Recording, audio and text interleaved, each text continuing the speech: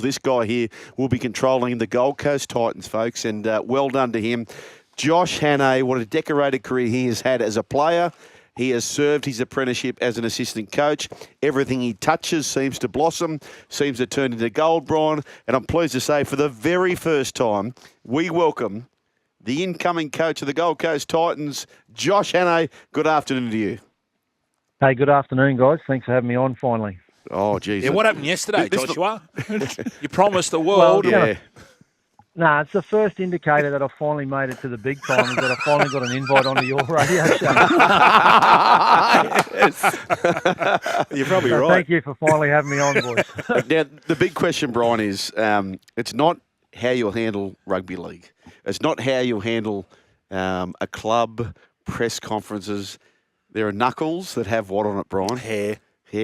Who's got the most hair? Scotty Sattler, hairy knuckles. Hairy knuckles. Yeah, you're going to have to face him. Now, Josh, in all seriousness, congratulations, mate. I know you're going to say, the job's not done yet with the Sharks, but I'd be interested to know, and our listeners know, how does the interview process go? Is it just a one-off interview? Do you Zoom first? Do you have to come up with a 5-year plan? How does it all work?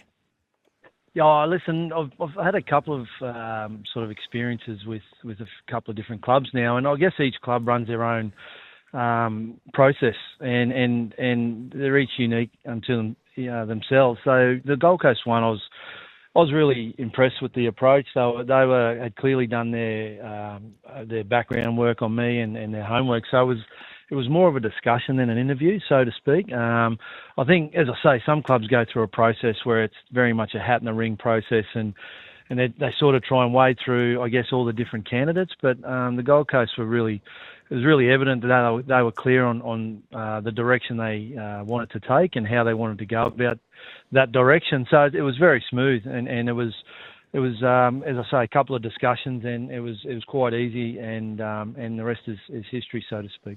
You know what they say, Brian, you become the sum of the 5 you hang around most, right? So this is a guy coming from a great nursery. You think about the Sharks at the moment, you've got Craig Fitzgibbon, you've got Steve Price, you've got DJ Holdsworth, you've got Darren Mooney, you've got Dino Mezzatessa, you've got Stevie Mace. There's some great people there at the Sharks, right? So that osmosis of hanging around these good people, which no doubt you're going to take to another place. But the thing is, the first person I mentioned, Craig Fitzgibbon, had trekked a very similar path. How hard is that when that's your ambition, which it was for Craig as well, and he also served a great apprenticeship? How hard is that conversation when you think, okay, coach, I'm in the mix for this, you've trod this path, it's kind of what I want to do. How did that conversation go when you sat down or you spoke with Craig? Yeah, it's a good point, and I think I've been blessed to have Craig as my mentor, if you want to put it that way, for the last 4 years. I think for me, and I guess the journey I've been on, he was a lesson in, I guess, how to do it and how to go about it the right way.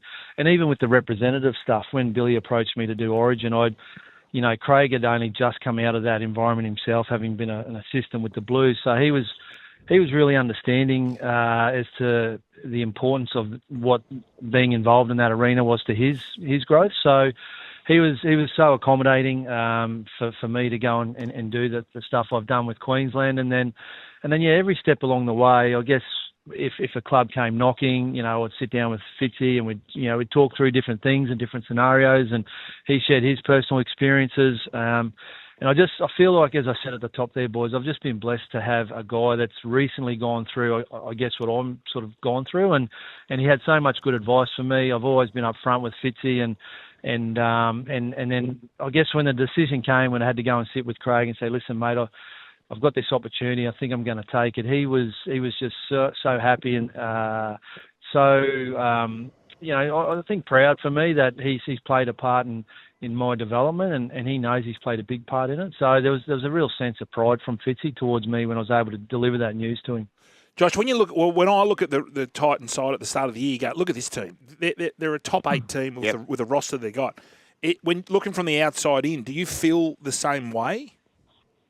Yeah, I think you look at the roster, right, and you see the big names jump off the page, right? There's some really high-end caliber players there, and And so you look at that and you go, well, there's certainly underachieved. I think what it's a reminder of, guys, and certainly it's a lesson I've learned along the way as a player and as now as a coach is I do believe winning starts off the field. I think it starts in the front office, and I think it starts in every facet of the building. And then the product we see on the weekend is generally a product of all the good people you've got in the building. And I've seen it and I've lived it firsthand, and I'm sure you guys have in your experiences in rugby league land. So I think while the talent to me does appear to be there in terms of the playing roster, we really need to make sure that we're filling that building up there with people with expertise and just quality human beings who want to not only want to work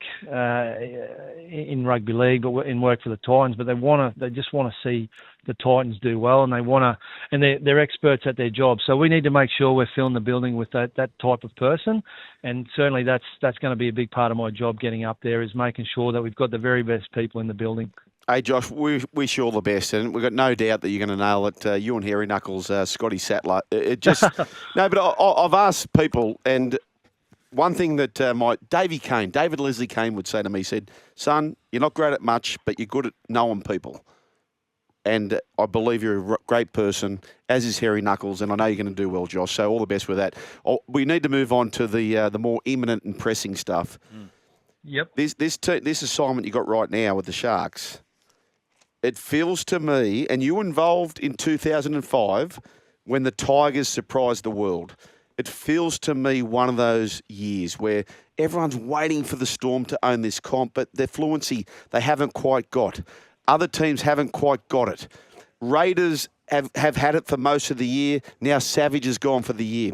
This is a gettable comp, and there's not beyond the realms of possibility that the Sharks dive into fourth position. So this is a comp right now, your job right now, the task at hand. It is very winnable, this comp. Agree, disagree?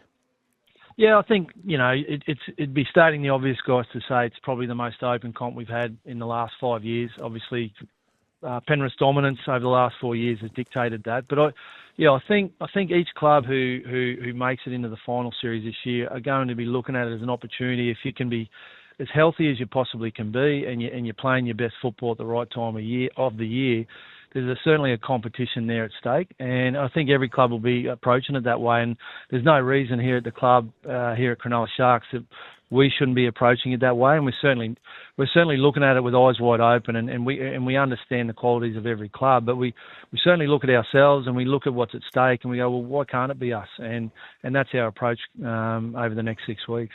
Josh Hannay, well done. Congratulations on the appointment. And what's that, Brian? Oh, hang on.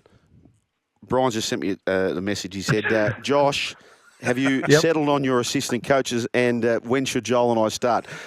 We'll talk about it offline. Josh, 1300 01 1170. Mate, congratulate. It's a huge appointment. You and Hairy Knuckles, you're going to go far, and we really appreciate your time. Before we do that, Brian, Braden had something to say, and we'll leave you with this. Braden says, "G'day, boys. Can you please give Josh a big congratulations from me? Well done on securing the job. You'll have us Titans supporters full support. Let's get behind him. Hope it all goes well." Josh Hannay, no doubt, is going to be a star in the game, but for right now, he's got to get the job done with the Sharkies. And we appreciate your time, Josh. You brushed us yesterday, but to your word, you came on today. Good on you, Josh Hannay. Thank you. Hey, thanks heaps for your time, guys. Good on you, Josh. Yep, he's going to do well, Brian. He's better make friends with Travis Main. Yep, exactly right. What, you're still here? Well, you can see more on the Joel and Fletch socials and catch us live on SEN Radio, you beautiful humans.